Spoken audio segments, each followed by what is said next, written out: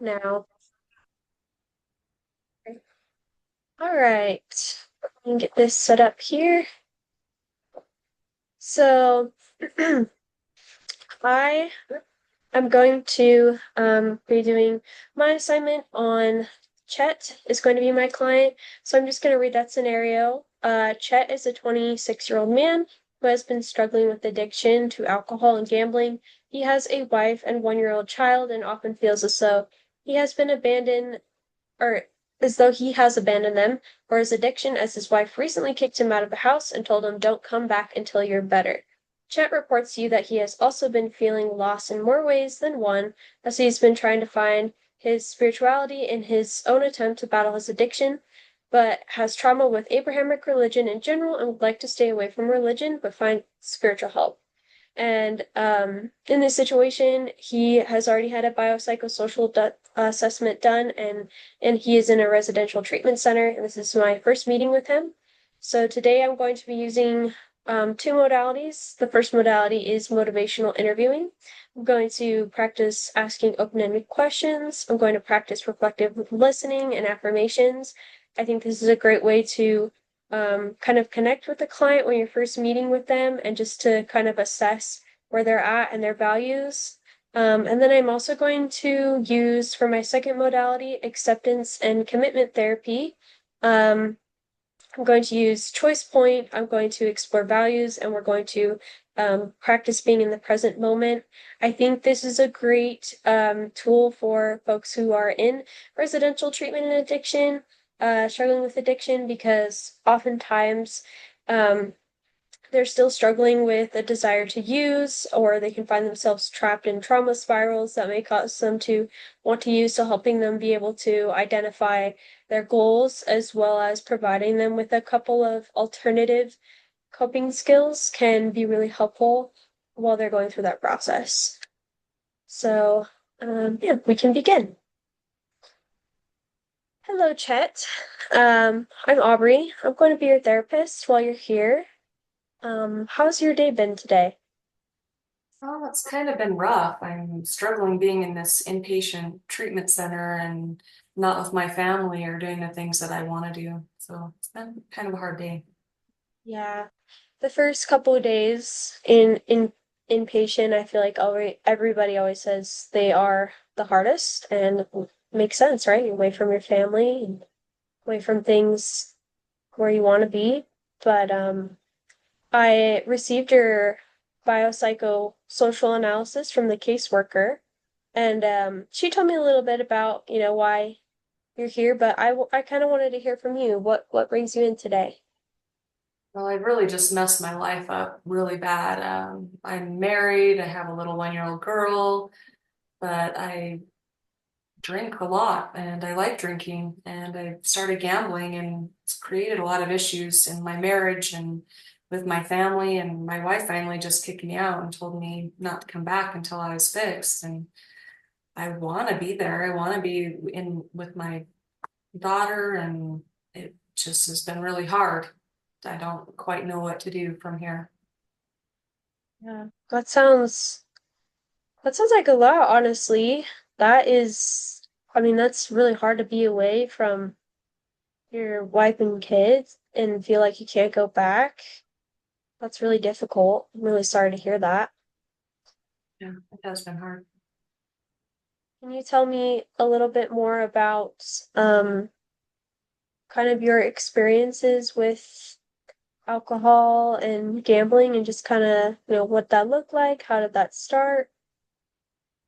Yeah, well, I grew up in an LDS home and my parents were really strict and they had a lot of rules. And when I was a teenager, I decided that I want to follow their rules and that it was too much. And I wanted to have fun and hang out with my friends. So I started drinking a little bit just for fun. But I found out I really liked it and started drinking more and more. And by the time I was in college, I was partying all the time, drinking almost every day. So I ended up dropping out of college because my grades wouldn't stay up. Got married while I was there. All of this has gone pretty fast, and I don't even know what's happened. While I was in college, though, I did have friends who like to gamble, and they kind of taught me what to do. And first I was making a lot of money and feeling like it was a great thing, but recently I've been losing and now my wife is just not okay with this. And she says I'm addicted. Hmm. So I'm kind of hearing with, both alcohol and gambling, they started off fairly innocent. They started off for fun, and then just kind of as time has moved forward, maybe things have gone a little further than you'd hoped. Is that kind of what I'm Yeah, hearing?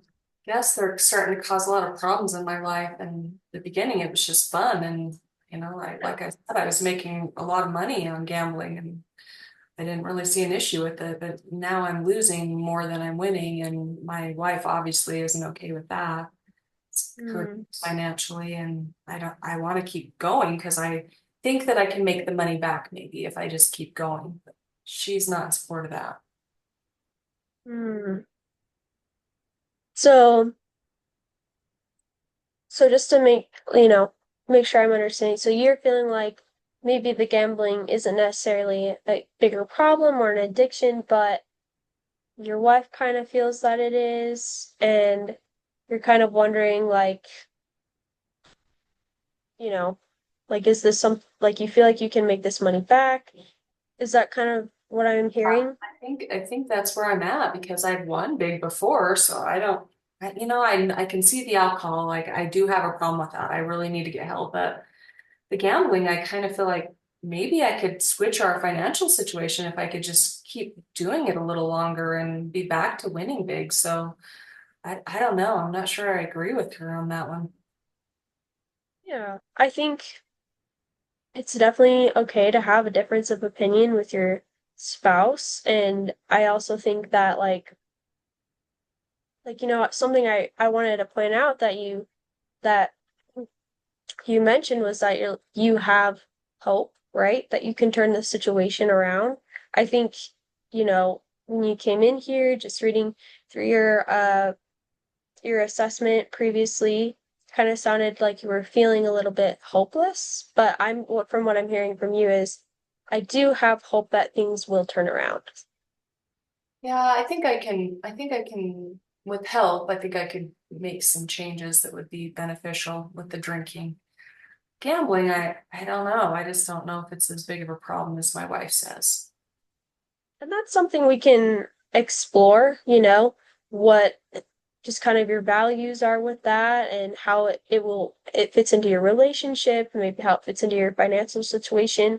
I mean, obviously I can't give financial advice, but if that's something you'd like to, explore as we meet here, I think that's something we can definitely continue. I think one thing I do want to maybe explore with you is kind of what is your end goal, right? Like, what do you want to get out of this? What are your values? Things like that. Does that sound like something you'd be interested in exploring together? Yeah, absolutely. I think that's a great place to start. Um, so just kind of moving forward with that, and keeping in mind, that hope that you have, what is it that you are kind of hoping to move towards? And what are you hoping to move away? Let's start with, what are you hoping to move towards in life? Well, I would love to move back to having a successful career, and good relationship with my wife, and being able to have a happy family and be a solid, family unit for my daughter. That's really what I want more than anything is just to be successful in those areas. So I'm hearing you're hoping to, be there as a father, to be there as a spouse, to regain some kind of financial control as well. Yeah, and I just want to feel better about myself. Like right now, I just feel like a giant loser for my wife kicking me out and making Hmm. this big mess of my life. So also kind of improving your self-image as well. Yeah, yeah, I think Yeah. that would be helpful. I think those are all really great goals that we can explore and make plans towards achieving. And I feel that you're very capable of doing that. What are some things you want to move away from? Well, I definitely know that alcohol has been causing a lot of problems, and I can see that right now. The gambling, I just am not convinced that that's really that big a deal. I think maybe, like I said, I can win enough money to make things better. So Okay. So you're wanting to move away from, an addiction to alcohol. And then with gambling, you're still a little bit on the fence. You're not sure if you're feeling maybe you can make some money back, but also I, I'm kind of getting maybe you're a little bit on the fence about it. Is that, yeah, because my wife is really upset and she thinks I'm addicted to it. So I don't know. Maybe I am. yeah, maybe. So maybe also something we could consider is, is this is it worth it to you to continue, to what amount? And then like also how does, your wife's it sounds like your wife's opinion is of you is valuable to you, you know? Yeah, I do want to make my relationship with her work. I don't want to end that. So you're right. It is valuable to me. So maybe that's a conversation in the future we could bring her in and, talk to her about what are expectations, what are your thoughts about that? It's definitely something we could explore in a future session. What do you think about that?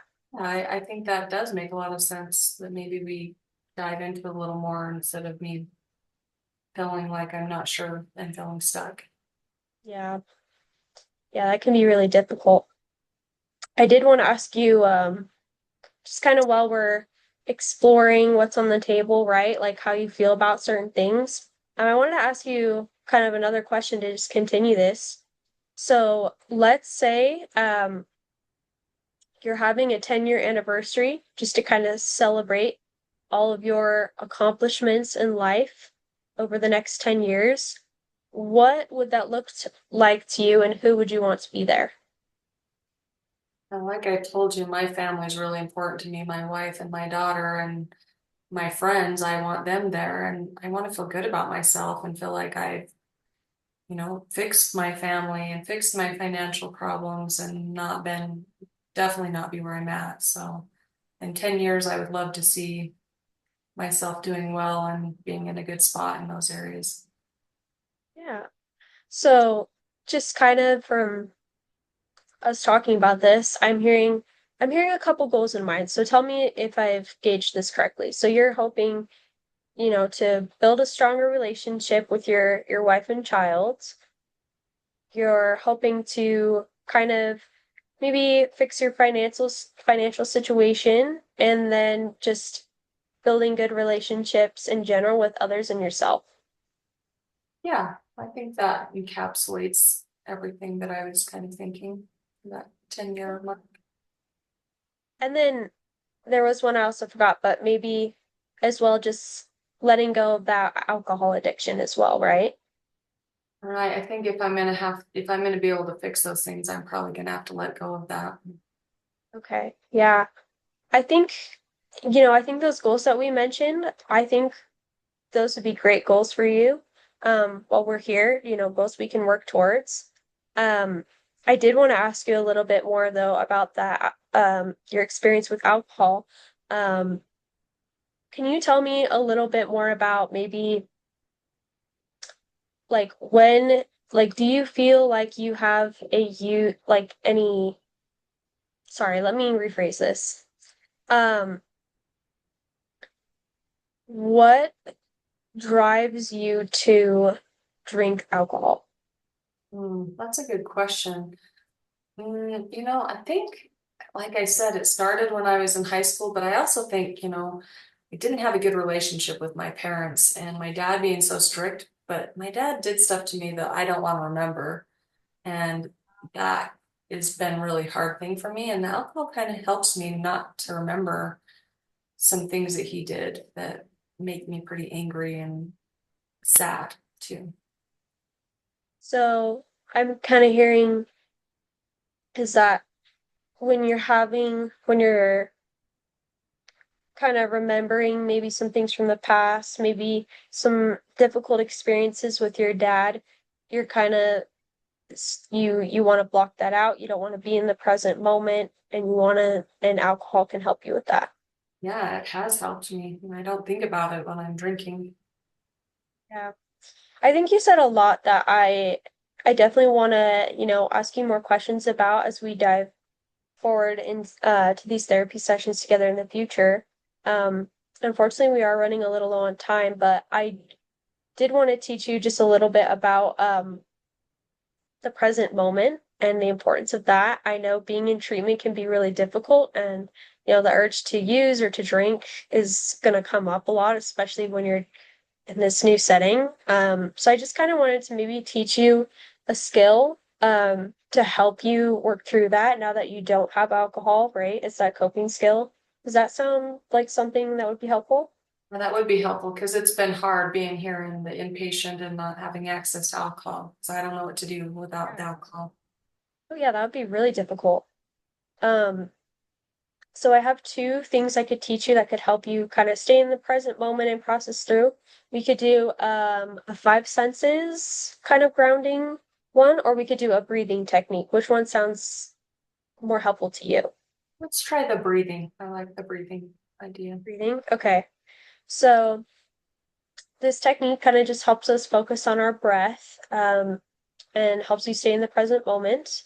It's called square breathing. Um, you may have heard of it before, you may not. So I'm just gonna have you practice this with me together. So I'm gonna explain it the first time, and we'll do it, and then this next two times we can do it together. So what I like to do is I like to put my finger out, and we're gonna draw a square. And this just kind of helps me at least like stay more present, right? And so, okay, so we're gonna put our finger out Okay. and we're gonna breathe in for 4 seconds. We're gonna hold for 4 seconds. We're gonna release for 4 seconds. And we're gonna release for 4 more seconds. So let's pretend I've run Chet through this a couple of times. So, Chet, this is a really good tool that can just kind of help you focus on your breath and focus on, just one thing instead of allowing your mind to race or, maybe help you with the urge to use alcohol. So, do you think this is something that would be beneficial to you? I'm willing to try it. I did feel a lot calmer when I was doing it than what I have felt for a while. That's really good to hear. Um, Tell me more about that calm feeling. Tell me more about how that felt kind of just in your body. Yeah, it just made me stop thinking about my family and how bad I messed things up. And I just was able to focus on, because I had to count and think about breathing, and I felt better. I just felt a lot more peace and calm in my body than I felt in quite a while, except for when I'm drinking. Yeah. Yeah, that's true. That's fair. Um, But yeah, do you think this is, so I will meet with you again in 2 days, and I'm sure over the next 2 days, things will come up. Do you think this is a technique you think you could use when you have like an urge to use or you have some bad memories coming up? Yeah, this seems simple. I think I could do this. Okay. Yeah, I want to try and challenge you to use it maybe twice per day. So like four-ish times before we meet again. I think that's something I could do.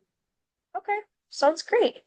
Well, just wrapping up our session here, are there um just anything like how did you feel about the session? Was there anything confusing or anything you enjoyed? Any feedback for me? It felt good to talk to someone because I felt kind of alone dealing with all this. So I really appreciate someone who listens to me and learning some skills that will help me feel better since I'm not gonna drink anymore. I think that'll be great. Yeah, I appreciate that. I'm glad to hear it, and I think, therapy is a great tool that can really help anyone, and you've gone through some really difficult, tough things, and I hope you can find things that are useful to you as we continue to meet to help you move towards those things you want. So, all right. Thank Have you. a great rest of your day. You too. Okay.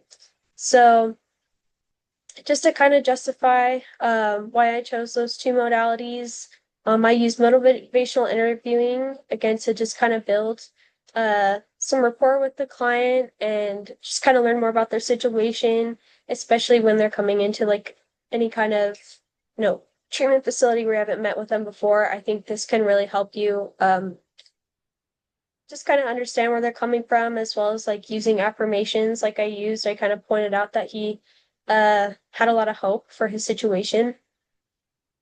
Um, and then I also again wanted to use acceptance and commitment therapy just to kind of help him radically accept and recognize future goals by using, you know, choice point and then exploring values with him about what does he really want in life and trying to help him, you know, radically accept that.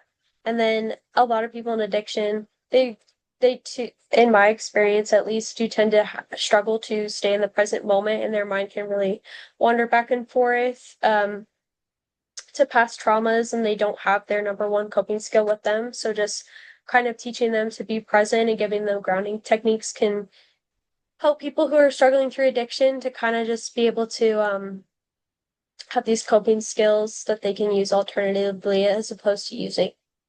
And that is it in my presentation.